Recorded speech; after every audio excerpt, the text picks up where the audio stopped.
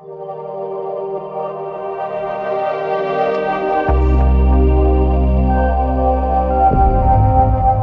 everyone, Mike here at the Altogether Academy again. Welcome back to Unlocking Aliveness, the Science of Thriving Part 2. If you watched our last video, you now know about the difference between surviving and thriving. Today, we're uncovering a fascinating concept, how you have become addicted to the predominant emotional states that characterize the quality of your life. So, have you ever noticed yourself falling back into old negative emotional patterns, even when you consciously and truly want to change?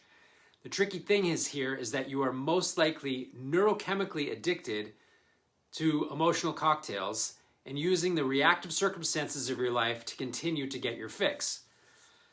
Every time we think a thought, it creates corresponding chemicals in our body. We call the feelings we get from these chemicals emotions. These chemicals then send signals back up to our brains, reinforcing the same thought patterns that release more of the same chemicals.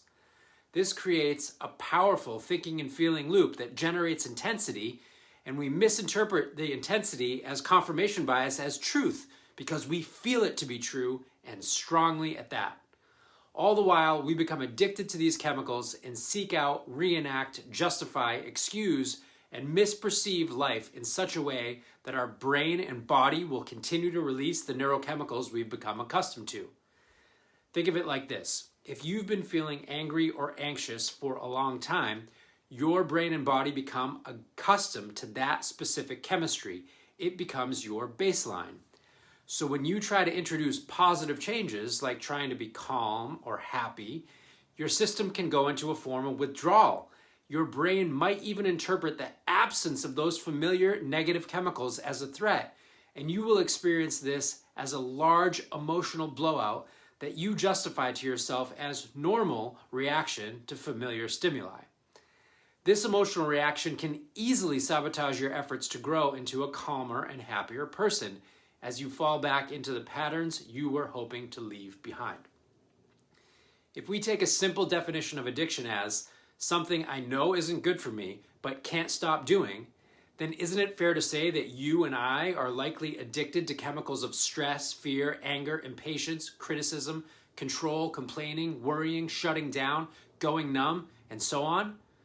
This is why those New Year's resolutions or attempts at self-improvement more often lead to returning back to old familiar ways within weeks, days, or even before you decide to start thinking, what's the point? Your brain is literally craving the familiar emotional state, even if it's not serving you. Understanding this emotional addiction trap is the first step to breaking free. That, plus realizing it's a huge mistake to fail to understand that you are in a fight for your life, literally when we consider the health and longevity ramifications of stress, and at the very least, for your quality of life.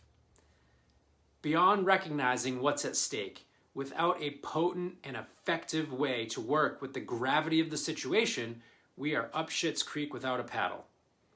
In our next video, we'll delve into how past experiences, particularly trauma, can deeply wire these emotional addictions and keep us stuck in survival mode, which is the origin of all disease and suffering.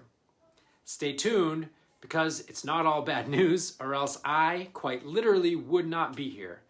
There is a way out of this mess, so hang in there.